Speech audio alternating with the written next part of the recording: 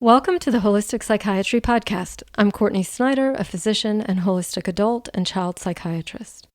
In this episode, I'll be discussing the impacts on the brain of electromagnetic fields, or EMF.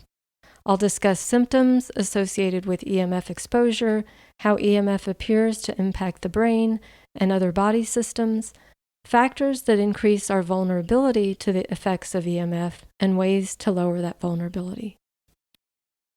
I do look forward to a day when lowering the exposure to electromagnetic fields will be right up there with other basic health recommendations such as getting adequate sleep and exercise, managing stress, and limiting or avoiding sugar. In the meantime, I'll try in this episode to convince you of why I think lowering EMF is a good idea. When I use the term EMF, I'm referring to the more concerning types such as radio frequencies, magnetic and electric fields, and dirty electricity. For simplicity, I'll be talking about these collectively, though much of the emerging research is on radio frequencies, so what comes off of cell phones, smart or wireless technology. As will become evident, vulnerabilities to EMF very much overlap with vulnerabilities to brain conditions and chronic complex illness. So to start, symptoms associated with EMF exposure: insomnia, memory problems, irritability, depression, personality changes, inattention, fatigue, disorientation, and confusion. But also headache, ringing in ears, dizziness, numbness, tingling, skin changes such as stinging or burning sensations, redness, itching, or rosacea, and heart palpitations, as well as swelling of the hands and feet, and this relates to dilation of veins. So how many people are impacted by EMF? So the range as far as electromagnetic sensitivity is quite large. Up from 5 to 35% of the population may be adversely affected by EMF. Prior to 5G, which has been a big step up in exposure, the U.S. estimates suggested that 30% of the population had mild sensitivity, 5% moderate, and 0.65% had high sensitivity. In Europe, it was estimated that 5 to 10% of people had electromagnetic sensitivity. Despite the seeming lack of public awareness, especially here in the U.S., there is a great deal of research into the biologic impacts on plants, animals, and humans. As with any toxin or toxicant, research is made difficult by the varying amounts and duration of EMF exposures and varying combinations of exposures to the different types of EMF. While you can put mice in a controlled environment and expose them, for example, to radio frequencies, and then measure certain outcomes such as changes in brain structure or even tumor growth, that is more difficult to do in humans. Add to these challenges the ongoing research promoted by cell phone companies that, not surprisingly, counters what is being otherwise learned. Some of the human studies have focused on those who are electromagnetically hypersensitive or have EHS, which shouldn't minimize what can be learned. Just as with any toxin or toxicant, there will be the canaries in the coal mine who will first feel the impacts. Because a trigger for EHS, or electromagnetic hypersensitivity, is high exposure, and because EMF is increasing rapidly in our environments, EHS is expected to increase. So what are the 10 ways EMF appears to impact the brain? Number 1, oxidative stress and neurotoxicity. Oxidative stress is when our antioxidant systems are overwhelmed by free radicals, resulting in the depletion of our protections against cellular damage, so a depletion of our antioxidants.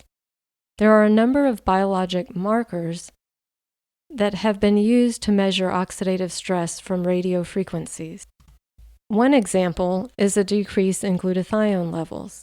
Glutathione is one of, if not the most important antioxidant in the body.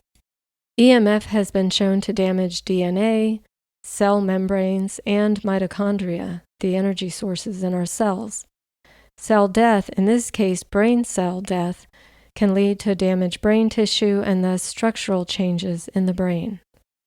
Aside from damaging nerve cells, radio frequencies have been shown to damage sperm, ovarian cells, cardiac cells, blood cells, and immune cells. For example, high exposure has been associated with lower sperm counts, decreased sperm motility, and a change in sperm structure. Number 2, disruption of our innate electricity. We are electric beings. We have electrical impulses that travel through nerve tissue that make our brains work, help our muscles contract, and cause our heart to beat. This is why pacemakers exist, why when someone's heart stops beating, an electrical device is used to reactivate their heartbeat, and why the measurement of electrical activity in the brain is used to determine how likely someone will awaken from a coma. Our health depends on the proper functioning of this innate electricity. Electrical impulses travel down our nerve cells by way of voltage-dependent calcium channels. The opening and closing of these channels, which is impacted by voltage or the electrical activity within our body, creates a wave that travels down the nerve cell as an electric impulse. The interference in this process by EMF is what can create the symptoms that I described earlier. Number 3, immune dysregulation. Not unlike mold toxicity, EMF appears to both decrease an effective immune response and also add to an exaggerated immune response. EMF exposure has been associated with decreased white cell counts, but also mast cell activation and histamine release. Facial skin samples of people with EHS, or electromagnetic hypersensitivity, shows a profound increase in mast cells. Other studies have found mast cells to be in greater density and larger in size in those with EHS. Is this because those with a susceptibility to mast cell activation are just more reactive to EMF?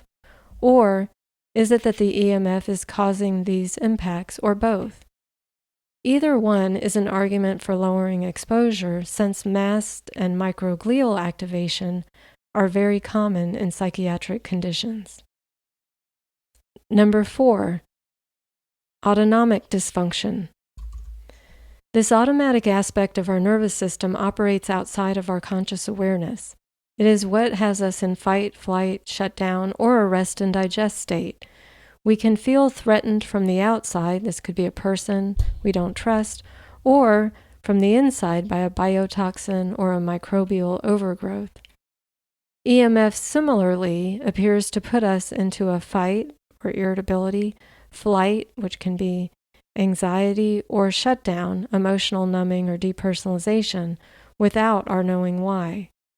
Ways to measure the impacts of EMF on the autonomic nervous system include blood pressure, heart rate, and heart rate variability in the presence and absence of EMF. These are just a few biomarkers that are used by some to diagnose electromagnetic hypersensitivity. Number 5, hormonal impacts. Cortisol levels have been shown to increase in the presence of EMF. Again, the body appears to be experiencing EMF as a threat. Salivary cortisol levels, with and without EMF present, have been used as another biomarker for diagnosing electromagnetic hypersensitivity. These biomarkers are not necessary to recognize EHS. If someone suspects that they may have EHS, they can lower their exposure and notice if there is a change in symptoms when they return to the exposure. EMF can lower melatonin, which is a hormone produced by the brain. Both high cortisol and low melatonin can contribute to significant sleep issues. This is why turning off devices and Wi-Fi at night and creating that sleep sanctuary I talked about in the last episode can be so impactful. Interestingly, too, melatonin has protective benefits against EMF exposure. Testosterone can also be decreased. Number 6, disruption of the microbiome. Just as our body has a threat response, as I've described, microbes do too. When microbes feel threatened, they multiply, make more toxins, and this makes them more virulent. When they feel threatened, they can also change forms, and in doing so, for example, bacteria can become more resistant to antibiotics. Each of these microbial defenses have been shown to be used by gut bacteria in the presence of EMF. Yeast has been shown to use radio frequencies as an energy source for growth, and mold has been shown to make more toxins in the presence of EMF. This is one reason why lowering EMF can be an important part of treatment for mold and yeast from my perspective. I'll mention another coming up shortly. Number 7, limbic dysfunction. The limbic system is the part of our brain involved in memory through the hippocampus, emotion, and our stress response. A decrease in cells in the hippocampus has been linked to high EMF exposure. Separately, because the limbic system is involved in a recognition and alerting the body to a threat, it is expected that it would be involved in our physiologic response to EMF, along with the autonomic nervous system. Research suggests that subcortical structures, so those structures deeper within our brain, so that would include the limbic system, are impacted by EMF. For example, when they gave unilateral EMF exposure, as would be the case with a cell phone to one side of the head, there were EEG changes, sleep, glucose changes in glucose metabolism, and changes in cerebral blood flow bilaterally. And this, again, would argue that the impacts are affecting the deeper cortical structures, even when the exposure is coming from one side of the head. Clinically, we also find that limbic system retraining, which is used for mast cell activation, multiple chemical sensitivity, mold toxicity, and other chronic complex illness from biotoxins such as Lyme and co-infections, we find that these limbic system retraining programs are also very helpful with electromagnetic hypersensitivity. Number 8, the blood-brain barrier. So this is the barrier that exists between the vascular system that feeds into our brain and the brain tissue. So it is a barrier that would essentially keep things out of the brain that are in the bloodstream. But multiple studies have shown increased permeability of the blood-brain barrier with exposure to radio frequencies. So this can mean a greater likelihood of toxins and potentially microbes getting into the brain. Separately, EMF has been shown to decrease blood flow to the brain. Number 9, demyelination. Myelin is the protective covering on nerve cells that allows impulses to travel more rapidly. Impacts on myelin can mean disruption of neuronal impulses along nerve cells. There is evidence that EMF can impact myelin and play a role in what is called demyelination. Number 10, elevated blood sugar.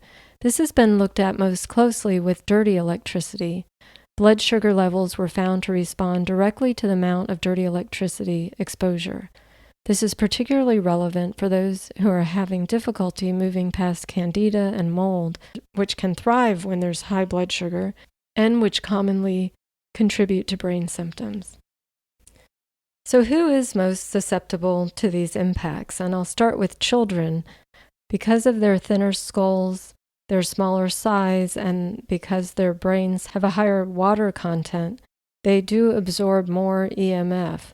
Relative to adults, they will have longer exposures over time, and they are still developing. Also susceptible would be those who are in high exposure settings, including schools, hospitals, and high-tech workplaces. Pregnant women and their developing babies also are vulnerable. And those who've had electrical trauma, so multiple shocks, anyone who's been struck by lightning, or who's had an especially high EMF exposure, those who've had chemical trauma or biologic trauma, and so this could be something like mold toxicity, a high burden of parasites, or Lyme or other co-infections, or physical trauma to the head, neck, and spinal cord. People with autoimmune conditions can be susceptible, And there are specific variants that appear to raise someone's susceptibility, and these very much relate to one's ability to detoxify. So the variants include MTHFR, GSTM1, which relates to glutathione, GSTT1, which also relates to glutathione, SOD2, which relates to an important antioxidant, and COMT, which I've talked about previously, and which is very relevant to brain conditions. And how can we lower our susceptibility? First, we can lower our exposure. This is the most important part of treatment for electromagnetic hypersensitivity. Reactivity does tend to decrease over time, and often people then become more EMF sensible. And this is where they continue to have a recognition of the presence of EMF without having severe symptoms. Most people, myself included, would still opt to keep their exposure relatively low, even if they're past the high sensitivity state. We can get outside and get fresh air. We can walk barefoot on the earth for grounding. We can all lower our stress response. And for those that need more support here, such as those who have had high immune reactivity, we can do things like accessing the vagus nerve and doing limbic system retraining. For me personally, deep breathing practices that are part of my daily routine really do tend to lower my sensitivity to EMF. We can address toxins. So most people that I see that have electromagnetic hypersensitivity have mold toxicity. And so often with addressing that and with mast cells thus calming down, the electromagnetic sensitivity does lessen. But again, lowering exposure is a big part of the treatment. We can support our foundation with good hydration, sleep, and exercise. There are nutrients that can be optimized, and key players seem to be vitamin C, E, and selenium, which are used in most Walsh nutrient protocols, but also NAC and glutathione, ALA, so these would all be important for antioxidant support, but also CoQ10 and magnesium is particularly important. That doesn't mean that I would necessarily put everyone with electromagnetic hypersensitivity on all of these nutrients, but these are the ones that you'll read about. I find lowering mast cell activation helpful, and for most people that I'm seeing would have good antioxidant support in place anyway. And then we can support enzymes that seem to be impacted by genetic variants where necessary. So for example, if someone has MTHFR and they seem to be undermethylated, or they have a COMT variant and then they have symptoms fitting with that, then I would want to use targeted nutrients to support those enzymes. As you can see, EMF intersects with all the root causes I frequently write about here: methylation, other forms of toxicity, oxidative stress, the immune system, the gut microbiome, the endocrine system, and the autonomic nervous system. I hope I've made a case for lowering exposure and hope the resources provided in the last episode can help you do that. I look forward to connecting with you in a future episode or newsletter, and until then, take care. Bye-bye.